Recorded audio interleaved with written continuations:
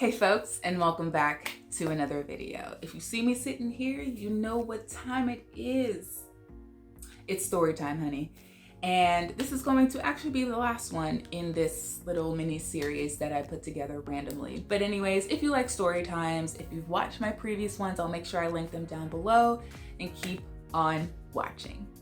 What should I start with first? Let's start with the Uber driver first, because we're just gonna start with that. As I had mentioned in other videos, when I worked there, I worked on the weekends. I worked Friday, Saturday, Sunday. Friday and Saturday were overnight shifts, so I would work from like 9 to 7 on Friday, and then I would work 7 to 7 on Saturday, and then on Sunday I would work 7 to midnight. So this particular night, I can't remember like what day specifically, but it doesn't matter. So this is overnight. So this is probably around 2 or 3 o'clock in the morning. Now, if you're someone who's ever worked at a gym, typically the hours between about 1 and 5 are probably the quietest that a gym will ever be. And that's because the majority of people are asleep, right? Like 90% of people who are working adults or whatever typically are asleep between 1 and 5. But you do have stragglers that come in, so people that are drunk, transient people. You also have, like bartenders, medical staff, people that have an occupation where they may be awake during those hours, but it's not very many. So this particular night, I remember it being quite quiet, right? Like nothing was really going on. It was pretty quiet. I was able to kind of like read and, listen to music and, do all sorts of things, right? So this particular night, a Black woman comes in with a white woman. So this Black woman is the Uber driver and the white woman is the rider. I remember this night being very cold. It was like 30, 40 degrees out. And this woman comes in, but these women come in, and the Black woman is just looking so frustrated. So she's like, I'm so sorry to do this to you, but I'm an Uber driver. This was my rider, but she's completely drunk. She's being belligerent. She's being crazy, and I needed to get her out of my car. So you guys were the only place that I could see that had lights on, that was open, had people in it and stuff. So I'm so sorry, but I have to drop her off here. So she just bolts, right? I don't even have time to even react at that point, because she made up her mind to drop this woman off. This woman is now in my presence. So this white woman is in front of me, and she looks to be about my age, right? Like 20s, 30s, just that kind of millennial age. Homegirl is just drunk like a skunk, okay? Mind you, and I mentioned the weather for a reason. And the reason is because this woman was dressed as if it was 95 degrees out, okay? She had on slides, like bedazzled, like Adidas, Nike type slides. She had on, I can't remember if she had on shorts or if she had on pants. Either way, even if it was pants, it would have been leggings and then, or like I said, shorts. Then the shirt that she had on, I think was just like a little crop top or something. She might have had a cardigan or like a really light jacket with her or something. I don't know. She had one lash on. Her tracks were just showing, okay? Like she had a railroad. She had a train on her head. Like that's how bad it was, okay? She looked like she had been put through the washing machine several times on spin cycle, extra spin, and then came up into the gym. The fact that she was dropped off was not the problem. The problem happened after she kind of like semi-settled down and realized where she was at.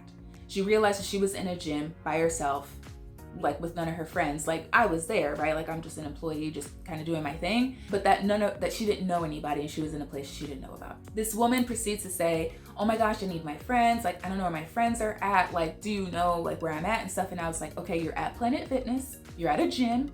Okay, this is 24/7, like you can sit here, like you're not a member or whatever, like you can't really be like wandering around and stuff, so like you can chill out here in the front on the couches for however long you need. I cannot let you go back or do whatever.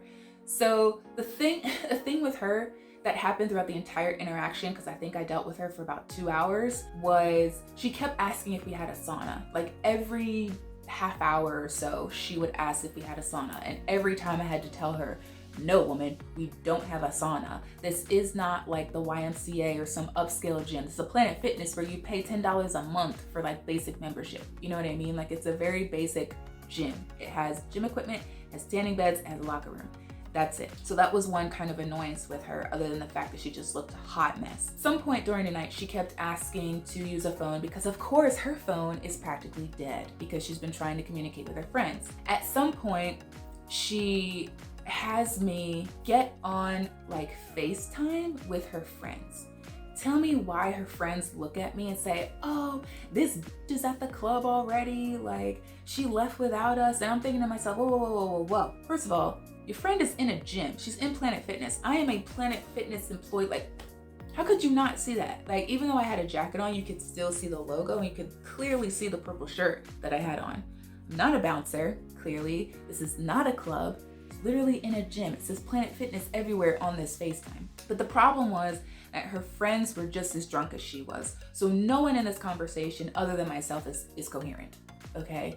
So she gets to a point where I think panic started to set in because I think she started to realize just how drunk she was and just how kind of out of her senses she was at that point in time.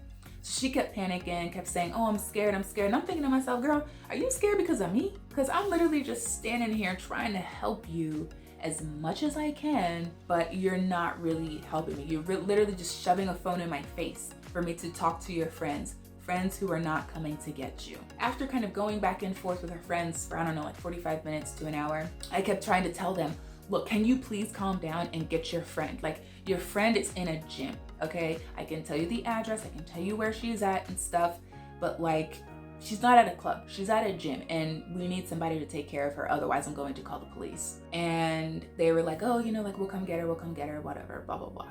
So we end up hanging up. And then we ended up waiting, I think maybe about a half hour, and she tries to get back on the call with her friends, but I think her phone died at that point. So eventually her phone gets enough charge and she's able to order an Uber, a Lyft, or whatever. Think the problem's over? No. So she's still continuing to say, oh, I'm so scared. And I kept trying to ask her, like, what are you scared of? Because it's literally just me, you, and like maybe one other patron over there that's just working out. So I don't understand what your problem is. And she was like, oh, you know, like I'm just scared. Like I don't know anybody. And I'm just like, you're drunk. Your senses are not like where they should be right now. Because I'm not going to do nothing to you because I'm not trying to lose my job. I'm just working here and someone just dropped you off and I'm trying not to call the cops. So eventually her Uber, her Lyft comes, but she's still like, oh, I don't know if this is it, if this is it and all that kind of stuff. And I'm thinking to myself, if you were able to get an Uber here, right? One that was originally supposed to take you wherever you were supposed to go, then you should know how this works. So I remember the Lyft person or Uber, whatever, coming, like driving by, because I said to her, okay, what's the license plate? What's the name? What's the kind of car and stuff? Because like I can help keep a lookout for this vehicle so that when it comes up, you know, I can run out and let them know, you know, that you're here and stuff. So that's exactly what happened because they ended up going like around the building and I said to them, oh, you know, like she's in the front, like just come to the front, I'll like escort her out and stuff. So I let her out and she kept like looking back at me like, oh, I'm not really sure. And I'm just thinking to myself, I am not sending you to the place of unknown. Like we ordered this Uber, this Lyft together and we have all of the information here. So like if something were to happen, then I would know about it. So luckily, homegirl goes on her merry way. Don't know where she ended up going. I don't know if she ended up going home or if she ended up going to her friend's house, the ones that I was on FaceTime with. Oh my gosh, it was such a train wreck. Such a train wreck talking to those people. Because they were basically like cussing her out like through me. Like, oh yeah, this bitch is already at the club. Like she left without us, blah, blah, blah. And I'm just thinking to myself, okay. So on to my coworker. Now, I'm not going to actually use their name, but I will call them Pat, just to have like a gender neutral kind of situation. I worked with Pat, obviously, like from the time I started to the time that they went to jail for unaliving somebody, right?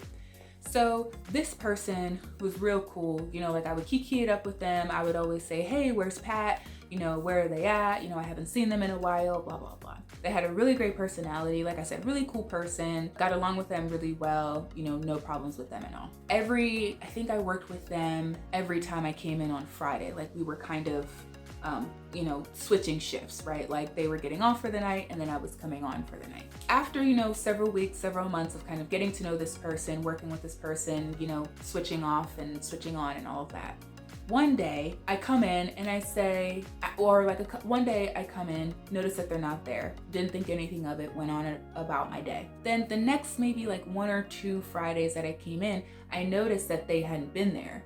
And I said to one other coworker, I said, hey, where's Pat? I haven't seen them in a while. Everyone else around was like, yeah, I haven't seen them either. I have no idea where they're at. I hope everything's okay, blah, blah, blah. So next thing you know, I come in for another shift, and one of the like other people that were there said, oh yeah, Pat got picked up for, you know what, redrum. Let's just say it. Got picked up for redrum. And I was like, oh, okay, red rum. So it just kind of took me aback, right? Because I was just like, yo, I feel like I just saw this person like a couple weeks back. What the frick happened? So without kind of giving any details about the case and stuff, this person was not the only person involved in this redrum. They got picked up, I think around that time when I had first noticed that they were gone. And by the time I had actually asked about them, they had already been like, you know, charged and all that kind of stuff and in prison. Now, and then of course at that point, once I found that information out, I Googled and all that stuff, and I was able to read about this person. So it was like insane, because I was like, this is like a really chill person, you know, blah, blah, blah. Like this person, you know, did kind of have a little bit of a checkered past, but you know, when they started working at Planet Fitness, was getting their life all together and stuff, you know what I mean? So, you know, they were on a good trajectory while they were at Planet Fitness, at least. So it was really unfortunate, honestly, because, you know, they weren't that old when they got in trouble for this. Yeah, it just kind of sucks, you know what I mean? But the fact that I knew this person, that's kind of it for this little series of me with my wrinkled shirt and talking about the crazy times at Planet Fitness. It was insane, y'all. Like, it truly was insane. And the fact that I lasted there for as long as I did, even though it wasn't that long, the gym overall it wasn't horrible, but those big moments, the bats, the coworker, the drunk people, did I say homeless people? Like, there are just so many other things that I think that I could talk about, but it's just the memories are fading, and so I think that's a good thing. I think I'm just gonna allow them to continue to fade away. But if you enjoyed my story time so far, let me know in the comments. Sound off down there. Let me know if you've ever had any crazy experiences when you were working in retail. It doesn't have to specifically be a gym. It could be if you're working at a clothing store, an online store, like whatever. I'd love to hear other people's experiences when it came to crazy people, crazy animals, crazy coworkers, whatever. I love story times, love hearing about different experiences in different people's lives, and just being able to have a conversation with people just based on our experiences in retail. My name is Dee. Thanks for kicking it with me as always, and I'll see you in the next one. Bye guys.